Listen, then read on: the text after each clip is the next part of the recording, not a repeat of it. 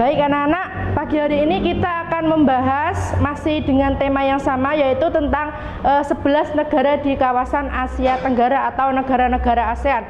Kalau kemarin kita sudah membahas tentang negara Indonesia, Malaysia, terus Thailand, Filipina, mana lagi? Brunei Darussalam, terus mana lagi? Kamboja. Nah, pertemuan kali ini kita akan membahas salah satu negara yang juga merupakan salah satu kawasan negara di ASEAN atau di Asia Tenggara. Nah, pertemuan kali ini kita akan membahas tentang negara Laos. Nah, yang pertama di sini kita akan melihat peta negara Laos. Jadi di Laos, seperti di gambarnya di sini dijelaskan bahwa di kawasan Laos itu adalah dataran. Jadi di kawasan Laos ini tidak ada perairan, tidak ada lautan. Jadi sebagian besar atau bagian negara-negara Laos ini hanya dikelilingi oleh daratan.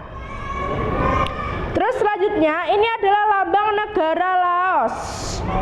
Dan ini adalah bendera negara Laos, jadi merah, biru, terus ada merah lagi, dan di tengahnya ada putih, bulat putih.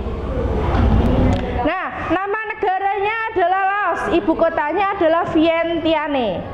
Jumlah penduduknya 6.995.166 jiwa, jadi lumayan banyak. Dan bahasa yang digunakan adalah bahasa Lao. Bahasa Lao itu adalah bahasa asli negara Laos. Jadi kalau di Indonesia itu bahasanya bahasa Indonesia, kalau di Laos itu bahasanya adalah bahasa Lao. Dan mata uang yang digunakan itu adalah Kip Laos. Dan hari kemerdekaannya pada tanggal 19 Juli 1949. Dan kemerdekaan ini diberikan oleh negara Perancis karena di Laos itu pernah dijajah oleh negara Perancis. Selanjutnya keadaan alam di Laos. Seperti biasa, negara-negara di kawasan Asia Tenggara atau negara-negara ASEAN itu memiliki iklim tropis dengan dua musim, yaitu iklim panas dengan dua musim. Musim apa?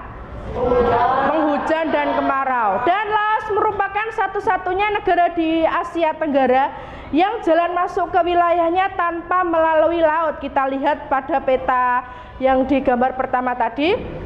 Di Laos itu hanya ada daratan, jadi tidak ada lautan, tidak ada pantai di Laos. Terus, nah ini adalah keadaan penduduk di Laos. Ini adalah suku asli bangsa Laos. Jika kita lihat, ini wajahnya sudah bukan etnik serumpunnya Asia Tenggara, sudah bukan seperti orang Indonesia, sudah tidak seperti orang Brunei, sudah tidak seperti orang Malaysia. Nah, keadaan penduduk di Laos, jumlah penduduk negara Laos bila dibandingkan dengan beberapa negara ASEAN termasuk yang paling kecil. Penduduk Laos pada tahun 2015 berjumlah 6,9 juta jiwa dengan pertumbuhan hanya 0,3% per tahun. Jadi pertumbuhannya itu tidak banyak, tidak seperti di Indonesia yang sangat banyak dan sangat padat. Dan agama di Laos itu mayoritas adalah Buddha. 64% penduduknya itu memeluk agama Buddha. Selebihnya itu ada memeluk agama Kristen, Islam, dan ateis. Nah, bahasa nasional yang digunakan adalah bahasa Lao, Perancis, dan bahasa internasionalnya adalah bahasa Inggris. Jadi karena di Laos itu pernah dijajah oleh negara Perancis, jadi sebagian masyarakatnya itu ada yang menggunakan kesehariannya itu ada yang menggunakan bahasa Perancis, ada juga yang menggunakan bahasa asli Laos, yaitu bahasa Lao. Nah, ini adalah sumber daya alam di Laos. Jika kita lihat dari backgroundnya, kira-kira di Laos ini merupakan negara maju atau berkembang? Maju apa berkembang? Berkembang. Berkembang di sektor apa? Agraris atau pertanian. Jadi di Laos itu masih sangat banyak dan masih sangat unggul untuk sumber daya alamnya di bidang agraris atau pertanian.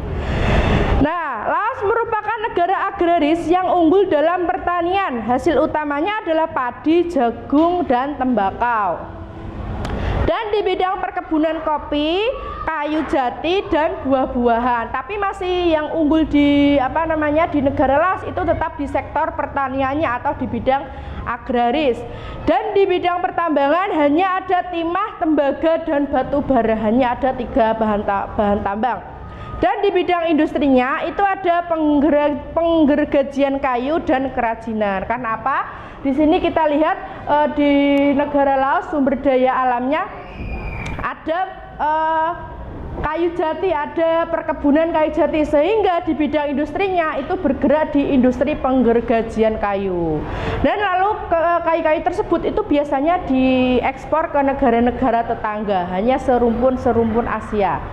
Dan di bidang industrinya juga ada kerajinan. Ini kerajinannya biasanya berupa ukir-ukiran seperti kayak kayu jati, itu akan ada ukir-ukirannya. Kalau di Indonesia itu banyak terdapat di Jepara. Nah, dari sini jelas semuanya ya. Tidak ada pertanyaan. Semoga apa yang kita pelajari pada pagi hari ini bermanfaat untuk kita. Dan jangan lupa kalian buka lagi halaman berikutnya. Kalian baca-baca lagi, karena minggu depan kita akan masih membahas tentang negara-negara di kawasan Asia Tenggara. Masih ada 3 negara lagi yang akan kita bahas. Oke, jika tidak ada pertanyaan, saya akhiri. Wassalamualaikum warahmatullahi wabarakatuh.